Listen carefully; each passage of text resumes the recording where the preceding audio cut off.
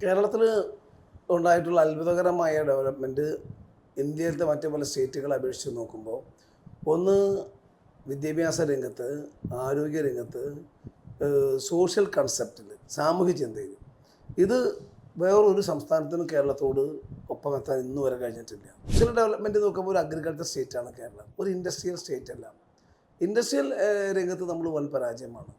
തൊഴിൽ സംരംഭം ഒരുക്കുന്നതിലും നമ്മൾ വൻ പരാജയമാണ്. കാരണം നമ്മുടെ കാർഷിക മേഖലയെ ബൈ പ്രോഡക്ട്സ് ഉണ്ടാക്കി വേണ്ട രീതിയിൽ പ്രയോജനപ്പെടുത്താൻ വേണ്ടി കഴിഞ്ഞില്ല. പിന്നെ നമുക്കുള്ളത് നമ്മുടെ സമുദ്രവും അതോടൊപ്പം തന്നെ വനമേഖലയുമാണ്. ഈ വനമേഖലയെ ആസ്പദമാക്കി നമ്മളാകെ ചെയ്തത് പാറ പൊട്ടിക്കാനും ഉള്ള പരിസ്ഥിതിയെ തകർക്കാനും അവിടെ നിന്ന് മരം മുറിക്കാനും വേണ്ടിയുള്ളൊരു താല്പര്യമാണ് എടുത്തത്. മറിച്ച് അവിടെ നിന്നുള്ള ഈ ഓക്സിജൻ ക്രിയേഷനെ അല്ലെങ്കിൽ അവിടെ നിന്ന് ഉത്ഭവിച്ചു വരുന്ന നമ്മുടെ 44 നദികളെ ശരിയായ രീതിയിൽ തിരിച്ച് നമ്മുടെ കാർഷിക മേഖലയ്ക്ക് കുറേയും കൂടി വിളവ് ഉൽപ്പാദിപ്പിക്കാൻ വേണ്ടി, ഉൽപ്പാദന ക്ഷമതയ്ക്ക് വേണ്ടി പ്രയോജനപ്പെടുത്തുന്നത് നമ്മൾ പരാജയപ്പെട്ടു. മറിച്ച് തമിഴ്നാട് ഉൾപ്പെടെയുള്ള അല്ലെങ്കിൽ മറ്റു പല സംസ്ഥാനങ്ങളും നേരെ വിപരീതമാണ്.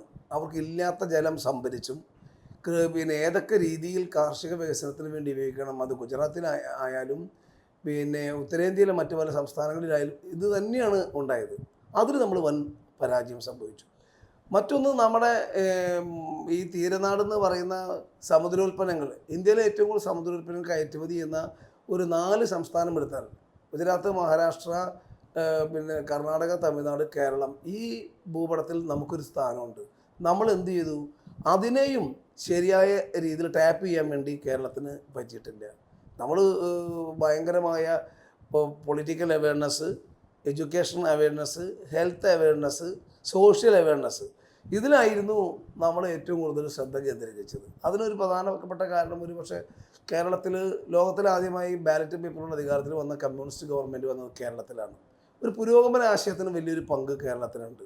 അത് കേരളത്തിലെ കമ്മ്യൂണിസ്റ്റ് പ്രസ്ഥാനവും അതിന് മുമ്പുണ്ടായിരുന്ന സോഷ്യലിസ്റ്റ് പ്രസ്ഥാനവും പിന്നീട് ആ സോഷ്യലിസ്റ്റുകളെല്ലാം ഉൾപ്പെട്ട പഴയ കമ്മ്യൂണിസ്റ്റുകൾ ഉൾപ്പെട്ട കോൺഗ്രസ് പ്രസ്ഥാനമായാലും ശരി, ഒരുപക്ഷെ മറ്റു പല സംസ്ഥാനങ്ങളിൽ നിന്ന് വ്യത്യസ്തമായി തീവ്ര വലതുപക്ഷ പ്രസ്ഥാനങ്ങൾ പോലും കേരളത്തിൽ പുരോഗമനപരമായ ചില ചിന്തകളുടെ യാത്രികരാണ് അവർ. പക്ഷെ അവരെല്ലാവരും കോൺസെൻട്രേറ്റ് ചെയ്യുന്നത് ഈ സാമൂഹ്യ ചിന്തയ്ക്കും സാമൂഹ്യ ഡെവലപ്മെൻറ്റിനും തന്നെയാണ്. മനുഷ്യന് തൊഴിലവസരം ഉണ്ടാക്കാൻ പറ്റാത്തതിൽ നമ്മൾ വൻ പരാജയമാണ്. അതുകൊണ്ടാണ് കേരളത്തിൽ നിന്ന് ഏറ്റവും കൂടുതൽ നമ്മുടെ മാനവ വിഭവശേഷി ഇന്ന് കയറ്റുമതി ചെയ്യപ്പെടുന്നത്. ലോകത്തിൽ എവിടെ ചെന്നാലും നമ്മുടെ ബ്രെയിൻ പവറാണ് ഉപയോഗിക്കപ്പെടുന്നത്. ബ്രെയിൻ പവറോടൊപ്പം ഫിസിക്കൽ പവറും.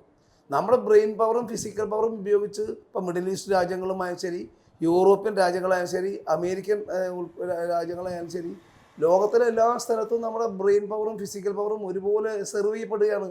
നമുക്കത് എന്തുകൊണ്ട് ടാപ്പ് ചെയ്യാൻ വേണ്ടി പറ്റിയില്ല? അതിന് നമ്മുടെ ഒരു ദീർഘവീക്ഷണ കുറവ് തന്നെയായിരുന്നു. കാരണം അത് മാറ്റിയെടുത്തില്ലെങ്കിൽ നമ്മൾ തലമുറകളോട് ചെയ്യുന്ന ഏറ്റവും വലിയ ക്രൂരതയാണ്. അതിന് ഭരണാധികാരികളുടെ മൈൻഡ് സെറ്റ് മാറണം. എക്സ് ഓർ വൈ ആരാവട്ടെ, ഭരണാധികാരികളുടെ മൈൻഡ് സെറ്റ് മാറണം.